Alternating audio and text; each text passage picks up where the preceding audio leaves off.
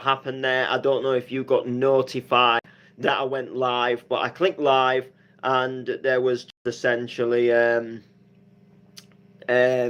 just a big network error. And I've actually just noticed as well that it looks like this pen has somewhat had it, and it's actually just leaked out.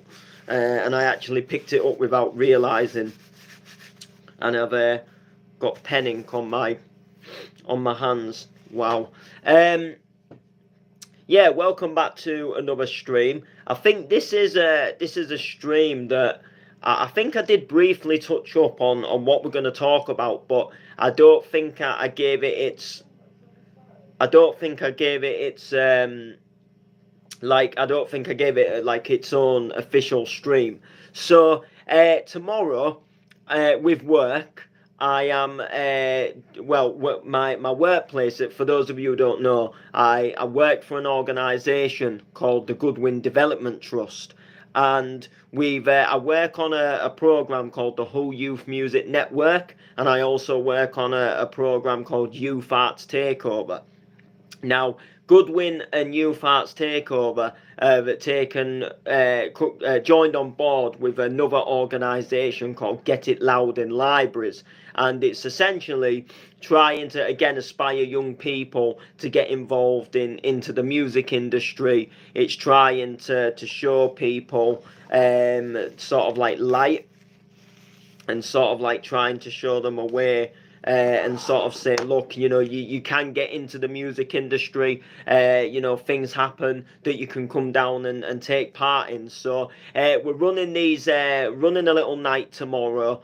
And the reason why I'm streaming about it, I don't always stream about work related things, but this one kind of fits in because I'm actually doing a DJ workshop. So I'm actually going to be down there tomorrow at the youth place, and a place called the Turf. And I'm going to be doing like a DJ workshop session. Going to be showing people how to DJ, and just teaching them a little bit of the basics essentially. And cutting the story short, just gonna be having a little bit of a little bit of fun and a little bit of a laugh, and just something that I want to do, something that I really I'm looking forward to doing. And like I say, I don't think I did an official stream for this, so I just wanted to do like a little bit of an announcement because it's DJ related, and I thought it kind of fits in with like my music stuff as well. And it's something I've always kind of wanted to do as well. I've always had that sort of like I've always kind of wanted to pass on like knowledge of what I've learned, and I've kind of wanted to sort of help people as well, with like the terms of DJing and stuff. It's always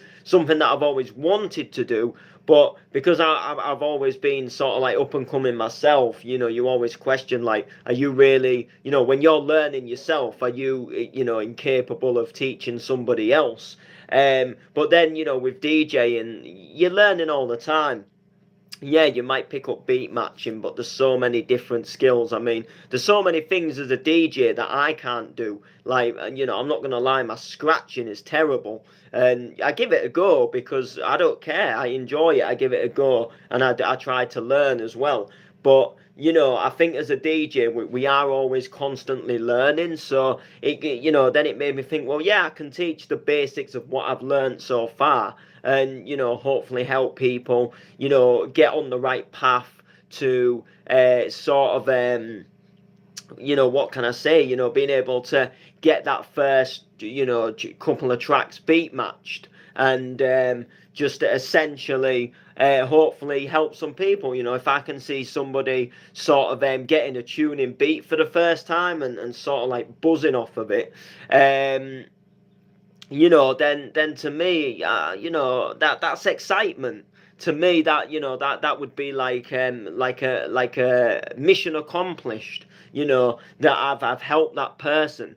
So when they asked me to do it, like I couldn't say no. Like I thought it's going to be good for work anyway, and I just thought, well, do you know what? It's something that, that needs, something that I think could be good. And when I got into DJing, there was nothing, because I lived in Driffield at the time.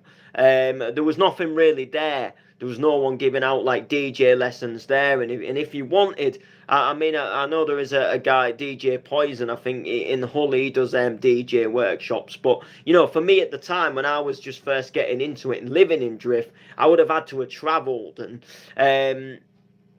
for me, I never really had that.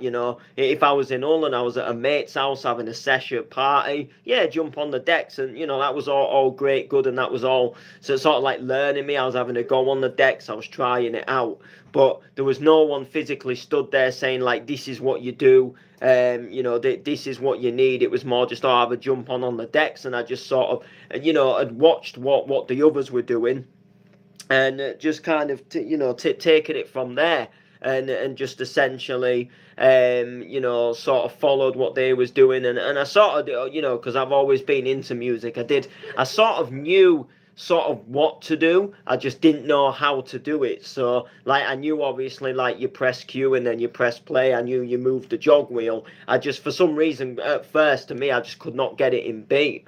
And and it's genuinely when I jump on the decks now I think like how did I not know this? But when you don't know it, it's harder than it looks. And then when you do get to know it, it's like riding a bike. You don't forget. It becomes so easy. But a lot of the art of DJing is listening to the music, and a lot of people when they learn and when they're starting out. They'll jump on these they'll jump on these big new controllers, and they've got like waveforms and things on the screen and stuff like that.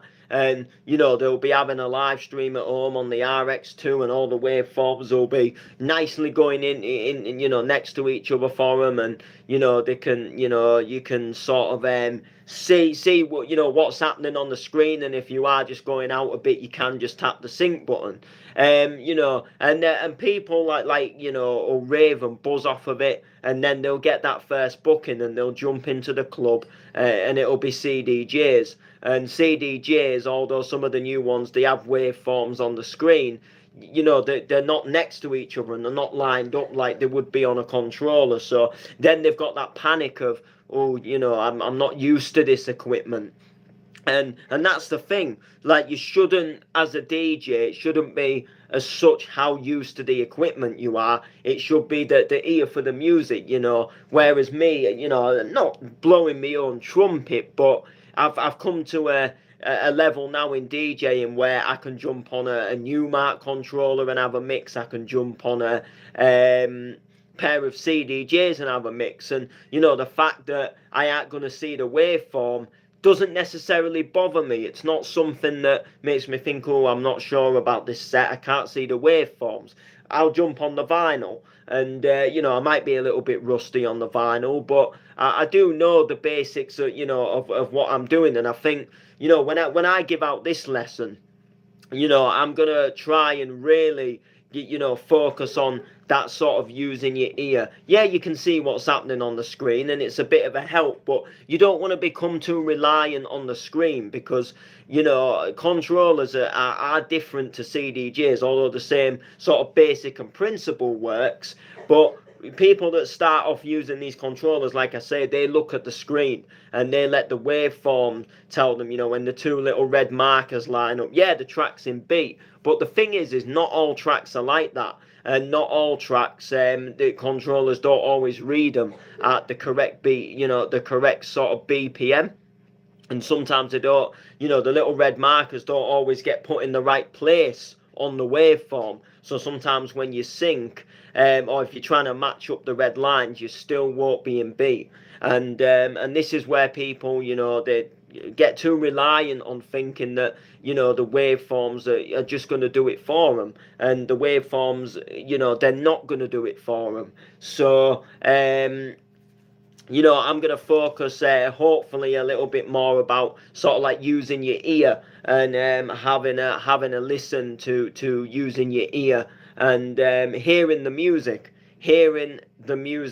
And I've got some pretty good it's sort of like I've got some good examples of how I'm going to do this as well, and I put together a little presentation as well at work. I've been working on that last week. Just, it's not going to go into too much detail, but just going to explain a little bit about who I am, and then there's going to be a little bit about sort of equipment and stuff, like the types of equipment that you can get, and then I'm going to sort of demonstrate, and then I'm going to sort of let people sort of like have a go, because I don't want to make it too much like a little bit of a formal sat down in a classroom kind of thing. So I want people having a go themselves, and I want people sort of like coming to me and saying, like, what's happened here, it's gone completely out. And then I can just go like, well, just move the pitch down a little bit, just nudge that jog wheel a little bit. You can tell that it's still slightly going out a beat. So I'm looking forward to doing that and being able to help people. And it's always been a little bit of a buzz of mine. I'm looking forward to it.